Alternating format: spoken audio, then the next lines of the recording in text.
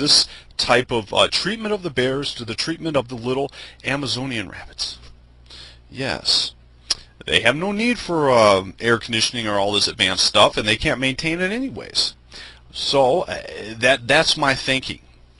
We need to treat everyone just like we treat the bears, and just like they're starting to treat some of these indigenous tribes. Yes, the indigenous white rabbits of Europe are just fine to be left alone. Now, of course, if only we can get the white rabbit environmentalists to see it that way and to treat us like the bears, to leave us alone. But and of course, you would never want to bring a bear home any more than you want to bring a little Amazonian rabbit home. That's not what they're designed to do. You never want to let one date your daughter. Bears don't date rabbits, especially not white rabbits. You never want to bring one into your rabbit hole. Why? Well, it's a bear. It's a bear. Any more than you'd want to bring one of those little Amazonian rabbits. You see, they were treating them identical. That's fine. That's a big step toward progress.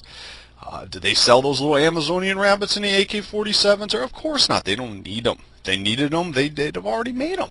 But that is a total ecological view. And when I go into in a bit, we're going to come back, and I'm going to tie everything into the bears. And but that is how we should treat everything.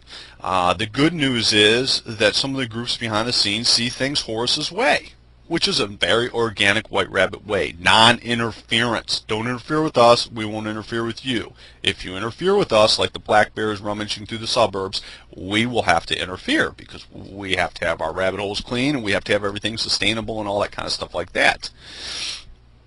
But that is a quick overview of something that's happening right in front of your face. What you see is what you get. How we treat the bears, and you will see this on the nature shows. Yeah, when they get down those little Amazon rabbits, they're starting to treat them like the bears. That's good. It's good. It's progress. We got to move that everywhere. That is our approach. Non-interference. They don't need space shuttles. They don't know what to do with them anyways. You know, those little indigenous red rabbits of North America, most people don't understand this, but they didn't have horses until the Spanish introduced them. The Spanish introduced horses, and the Indian populations exploded, and they started killing each other. Non-interference. Treat them like the bears. Very good. It's very good. And in turn, we expect to be treated like the bears too. Don't worry about us. We'll do everything under our own initiative. We don't need you. You just think we do. But white rabbits don't need bears, and we don't need any other rabbits. We're very special like that. Why? We got Godzilla. If you got Godzilla in your back pocket, you got the Green Goddess, you got all our technology, all our imagination. That's where it all begins. Well, you don't need much else, do you? But we'll create win-win situations. Yeah, we'll trade some, maybe some tomatoes, maybe some of our carrots for your tomatoes.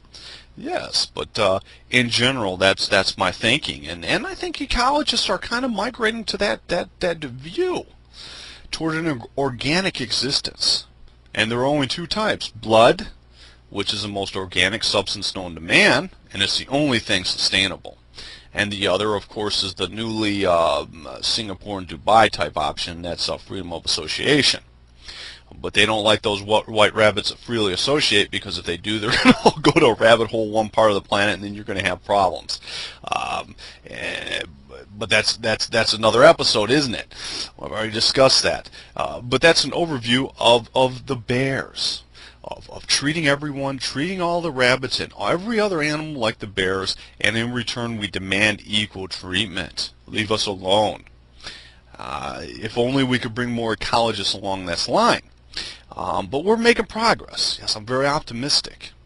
This blog and my book discussed how the BBC, PBS, and entire politically correct establishment keeps trying to explain that every large species in America, from the mammoth to the giant sloth, just happened to drop dead at the same time nature-loving Native Americans came across the land bridge from Asia. You see, Native Americans lived with nature, not against nature as we evil whites do. So it is a bit embarrassing that after 1 million years and several ice ages, all those large animals suddenly died out, just as the Native Americans got here. Hence the endless rationalizations about how they just happened to drop dead in that particular ice age.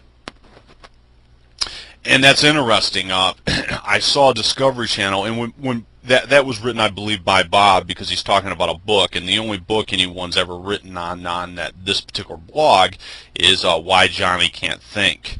And that's Why Johnny Can't Think by Bob Whitaker. It's a brilliant book. You can buy it used off Amazon.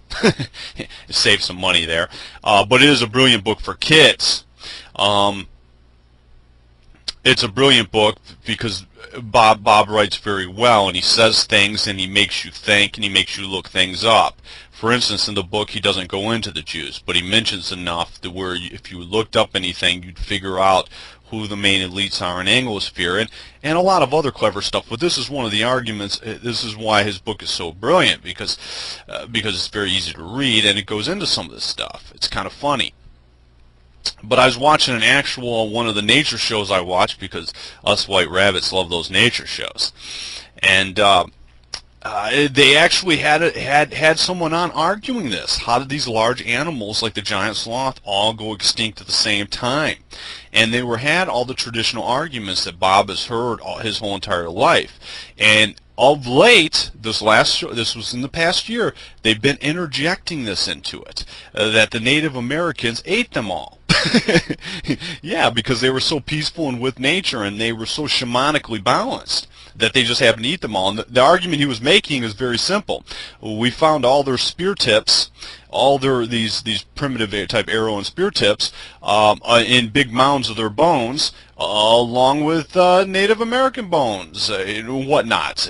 Well, actually, I don't even think it was any in Native American, but in there's huge mass sites where they were eaten. And his premise was all these indigenous red rabbits of North America, before they became indigenous, came charging like a nation of immigrants across the land bridge, and when they got here they were starving, and then they ate everything.